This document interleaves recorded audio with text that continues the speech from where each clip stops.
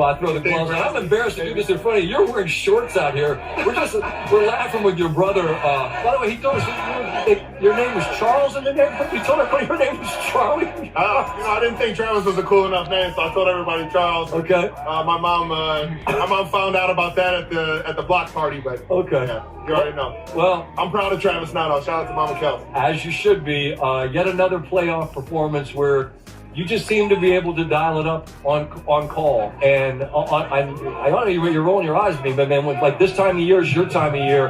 At this stage of a career where there's nothing left to prove, what do 60 minutes like this for you and your team represent? Well, I mean, I feel like if you're going to step out here on the football field, you always got something to prove. And, I wish it was something like it was just a flip of the switch. I could just turn it on like that. But I think it was everybody in that building all week long, really the past 2 to 3 weeks, figuring out how to get our bodies the best rest and ready for the playoffs for a run like this. And, man, we came out firing on all cylinders today, and it felt really good, man. All right, so this guy, Mahomes, pretty good. The plays that he seems to make over and over and over again, I just shrug. You've been with him for years now. And the biggest moments, what allows him to have the best moments?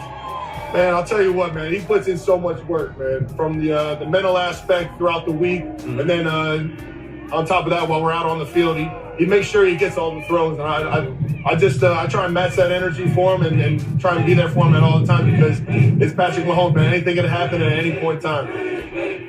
What did it require to beat this Texans team? Because just watching from where I'm sitting, man, they battled for 60 and they made you earn every inch. I have tons of respect. I'm sure you do as well. What did they ask of your team today?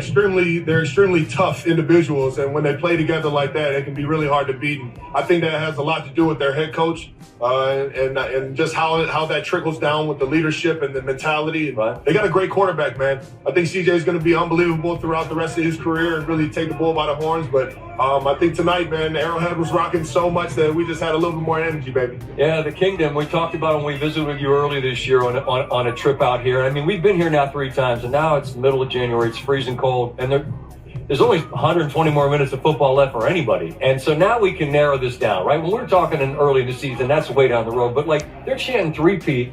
Travis, right in front of you, man. Like, the ability to compartmentalize and do what has to happen. You've earned these next 60. It's either Buffalo or Baltimore. What goes into the next step that has to happen? Understanding it as well as your team does. Well, in the playoffs, everything gets faster and everything gets, a little bit more physical as you get along, as you get further along in the playoffs. So the AFC Championship is always going to be one of the biggest challenges that you ever have.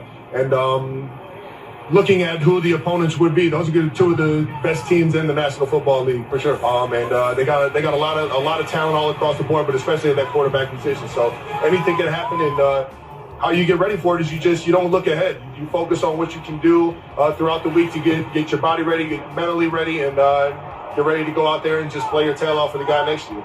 You and I had this conversation after the Super Bowl last year, and I'm going to ask you some version of the same thing now. Just on the back 9 of a career, right? We're not on the 18th hole, I don't think, but I mean, we're on the back 9. The appreciation for this, like, this is the sweet spot. We were talking about this as a group. This just doesn't happen. You all have a chance to do something that's never been done.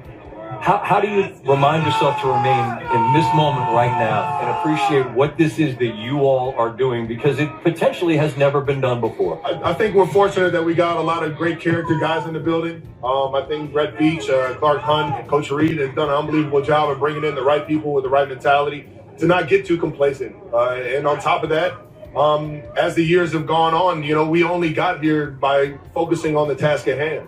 And right now, this win was great. We're going to enjoy this one tonight, but the task at hand is going to be that AFC Championship. You don't get a 3-peat by looking past that.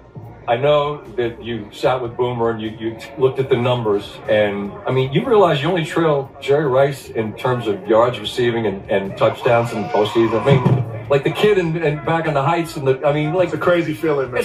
But it's the truth. I mean, I must be. You know what?